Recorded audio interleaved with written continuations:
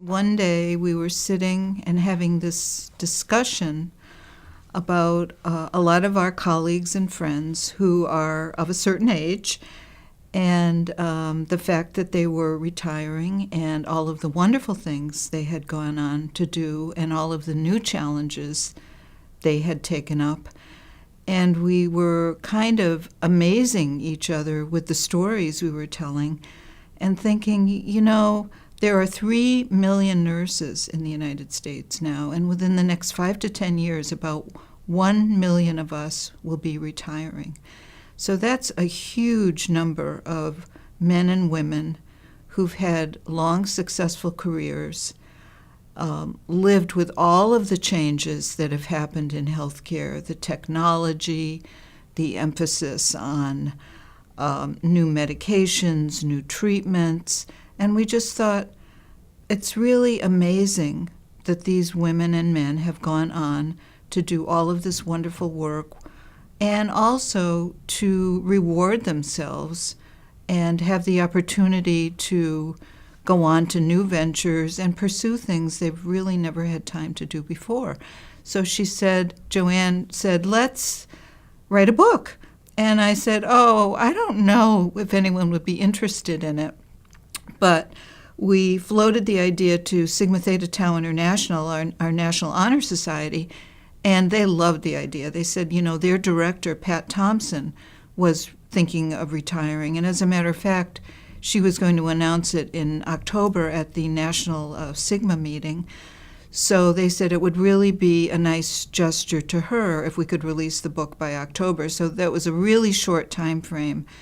And we decided that the best way to do it would be to interview 26 nurses who would be representative of racial and ethnic diversity, men and women, national and international, and try to get the point across that there's no one way to retire, there's no one option, that everyone who's had these long and wonderful, successful careers is going to take all of those skills that they've learned and developed and refined through the years and go on to fashion the retirement that's right for them. So we took on the challenge and we went forward with it, and it turned out to be a really fun project, mostly.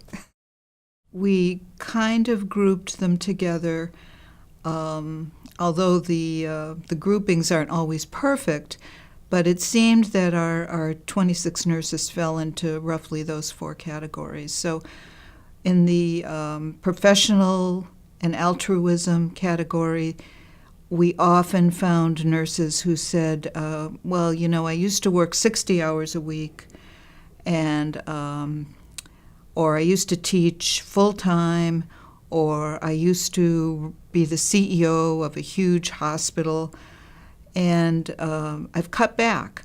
But their idea of cutting back was maybe teaching just 2 or 3 courses a year or just working 20 or 30 hours a week.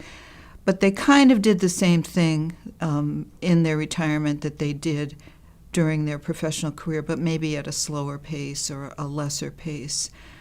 Then we had other nurses who went off in completely new ways. One of them became a docent at the Hawthorne Museum in Concord. Another one took up founded a quilting business with her granddaughter. We also found people who went on vacations without an end date. They said, all of my life I've been working, and I have a vacation that's maybe 1 or 2 weeks, and it's frenetic. Like we would go into a new city and we would go to the museum and say, what are your 5 most important pieces? Because I don't have time to look at everything. Just tell me what the 5 most important pieces are. Or they would go to the Louvre and look at the Mona Lisa and maybe a few Rembrandts and then have to leave right away. But just to go somewhere and be the master or mistress of your own time. And then we had other nurses who said they wanted to reconnect with their families. They felt the professional demands of their careers had sometimes pulled them away. They had missed birthdays, they had missed graduations, they had missed weddings. And this was, again, an opportunity to re-engage with their family, spend some relaxing time with them. Many of them said when you're doing the holiday celebrations, you're so busy. You're stuffing a turkey, you're wrapping a present, you're getting ready for the next event, which is so very different from maybe going away with your grandchildren and sitting on the beach for a week where you actually have time to walk and talk about things that are important to your life and to your grandchild's life. Very different kind of time that you spend. And to some of the nurses, that was so rewarding and so meaningful to have that slower pace.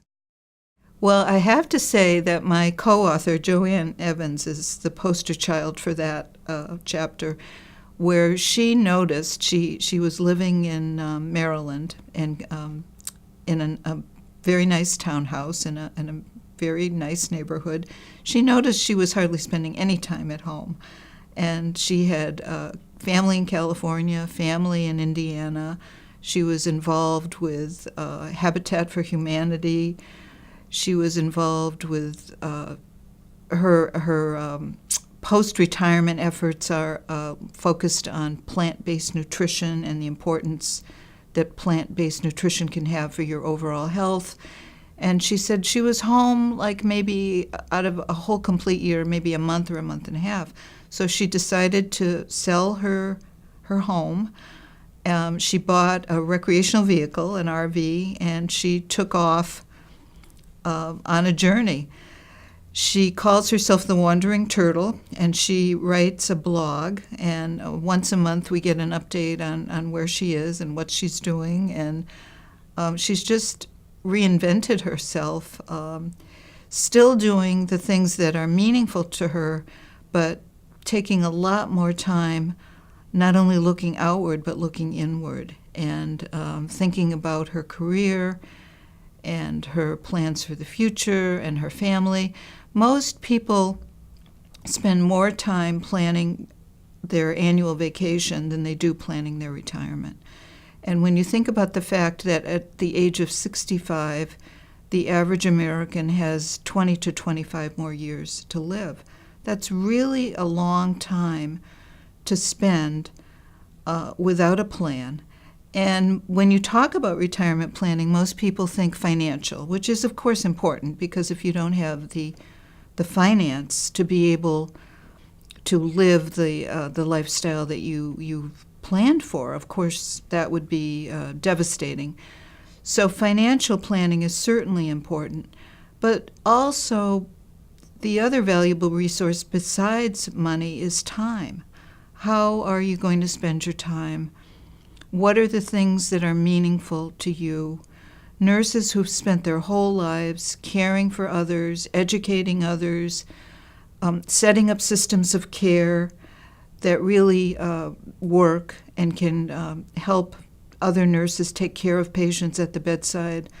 All of those skills and all of the rewards that have come to those nurses because of these activities through the years are suddenly gone or diminished. So how does that person find meaning in the last 20 to 25 years of their lives? What are the things that they might enjoy doing? Their own personal growth, their own satisfaction, as well as giving back, playing it forward, and being altruistic. And I think we all think about volunteering and using the skills that we've gained through the years to help others. But it's also a time, I think, to be a little bit selfish and to think, I've gotten all my degrees, I've raised my family, I've paid my dues, I've gotten up at 6 in the morning and driven in snowstorms to be the first one at the hospital to unlock the door to the office. What kind of a payback is there for these people that have, done that through the years? And that's the part I think we're not so good at, that we're maybe just used to going lockstep with other people. Many nurses are not risk takers. We've kind of learned to follow the rules and do all the things we're supposed to do, and all of a sudden, we have this opportunity to do new things, take on new ventures. Maybe we're a little bit too cautious in that regard. So looking up to Joanne and thinking about some of the things she's done in her RV, she sent me a picture the other night of a beautiful sunset on a Florida beach with a sailboat on the horizon, and she said, just absolutely breathtaking. And I could see in the way she phrased that it was so meaningful to her. And I wondered, how many sunsets do we actually get to enjoy, when we're so busy with our careers and our travels and our families and all of the things that we do? It just must be a pleasure to have that opportunity. One of them, it's really hard to narrow it down, and even when I was driving in this morning, I was changing my mind about who to highlight, but one nurse, I'll choose the oldest one. Her name is Marcela LeBeau. She's 97 years old. She retired about 30 years ago, and she is part Irish and part Lakota Indian, Native American. And her grandmother named her Wahunka Wasta Win, which means pretty rainbow. And she graduated from St. Mary's School of Nursing in Pierre, South Dakota in 1942, and was educated during the Depression, and went on to have a very, very long career. She retired when she was 70 years old. She traveled all over the world, and actually she was the victim of some discrimination. When she left Chicago, she went to work in Rapid City, Iowa, and remember seeing a sign that said "No dogs or Indians allowed," and had to really prove herself to be an able nurse and a confident nurse. And she said in a way she had to be better than everyone else, because at the time she was breaking a lot of barriers and confronting a lot of stereotypical thinking. So when she finally retired, she said, I am not one to be sitting in a rocking chair knitting and crocheting. And her retirement lasted exactly one day, because the first day of her retirement, she was elected to the District 5 Tribal Council of the Cheyenne River Sioux Tribe. And the first thing she did was implement a ban on smoking, because whenever she went to a meeting with her fellow colleagues, she noticed she would count the number of cigarettes smoked at the meeting, and she found on average 70 cigarettes were smoked, and she was very anti-smoking. So she passed a ban on smoking, and then the next year she was not reelected because her ban was not very popular.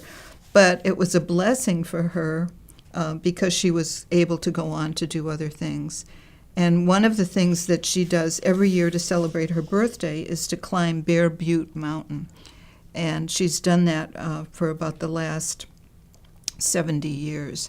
So she's kept her health, she's kept her vigor, and she now runs a quilting company with her granddaughter, and they make special quilts for members of their community that are getting married or having babies.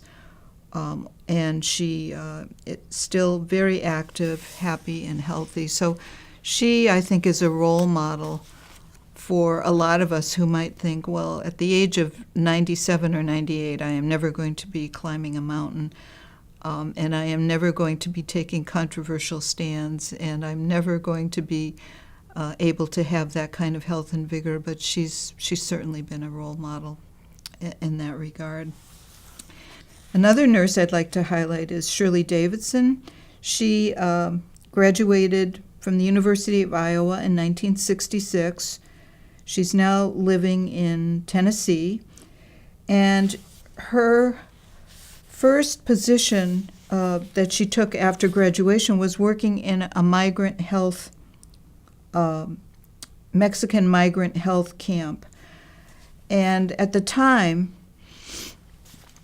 the University of Iowa was pretty homogeneous. There was not a lot of racial or ethnic diversity. And working with Mexican migrants really was invigorating to her. And she saw a different side of the world, and she saw challenges for health that she had never imagined during her youth.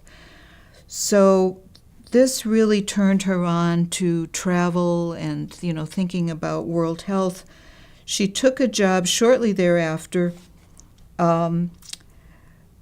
in Germany and worked at the University of Heidelberg Hospital, and she started taking care of soldiers that were injured in the Vietnam War. And again, traveled through Europe, North Africa, Turkey. And she eventually went on to work on World Campus Afloat, which is a sea voyage that goes to places where there have been natural disasters or famines, or even during wartime, to take care of and help care for people who have been injured or devastated by these crises. And she continues, even to this day, to work with students. She's now working at the United World College of the American West, which is one of 17 international high schools in the United States. And she's developed programs for students with eating disorders, alcohol and drug prevention programs, working with students that have been exposed to HIV/AIDS, and also developing protocols for international students who are struggling with homesickness and depression. So even though she's retired, she still volunteers her services, consults, and from that first job that she took back in the 60s has developed a lifelong career of dedication to making the world a better place for immigrants, for people that are struggling through displacement or war or famine, and really had a wonderful career. And still enjoys traveling, and she is the one who says that she often goes on trips without an end date.